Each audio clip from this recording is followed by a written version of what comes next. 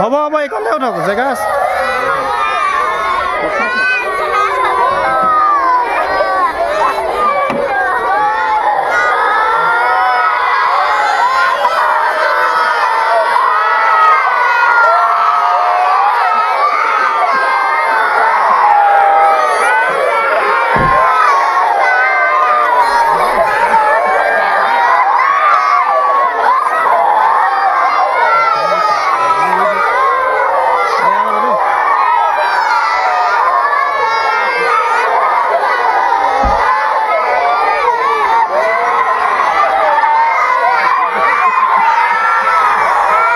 আমি 1980 চনৰ 22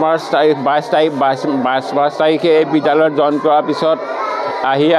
আমি যেতিয়া ইয়ালৈ স্কুললৈ আহিছোঁ তেতিয়া ৰাস্তা পদূলি নাই আমি কেইবাখন নদীত নাৱত পাৰ হৈ আহিবলগীয়া হৈছিল ৰাস্তা পদূলি বিৰিঙা মুঢ়া মাজে মাজে আমি আহিবলগীয়া হৈছিল কেতিয়াবা আমি খোজকাঢ়ি আহিবলগীয়া হৈছিল তেনেকৈ আহি এতিয়া শেষ মুহূৰ্তলৈকে ৰাস্তা পদূলি ভাল হ'ল স্কুল পকী ঘৰ হ'ল আমি এইখিনি পালোঁ যথেষ্টখিনি আমি পালোঁ এইখিনি আহোঁতে আমি যথেষ্টখিনি আগত কষ্ট ত্যাগ কৰিবলগীয়া হৈছিল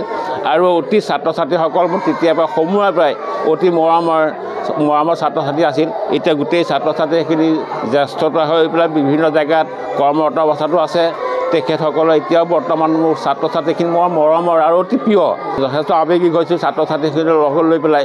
এইখিনি কৰাৰ ক্ষেত্ৰত মই যথেষ্ট আনন্দিত আৰু বৰ হেৰি হৈছোঁ তাৰমানে আজি প্ৰায় সুদীৰ্ঘ 36 বছৰৰ আমাৰ জিতেন বৰা ছাৰে এই বিদ্যালয়খনত পাঠদান কৰি এই পিছপৰা অঞ্চলত এটা নতুন অগ্ৰগতি দিবলৈ সক্ষম হ'ল তেখেতে আৰু দেখিছে আমাৰ ছাত্ৰ ছাত্ৰীসকল আজি শকত ভাগি পৰিছে।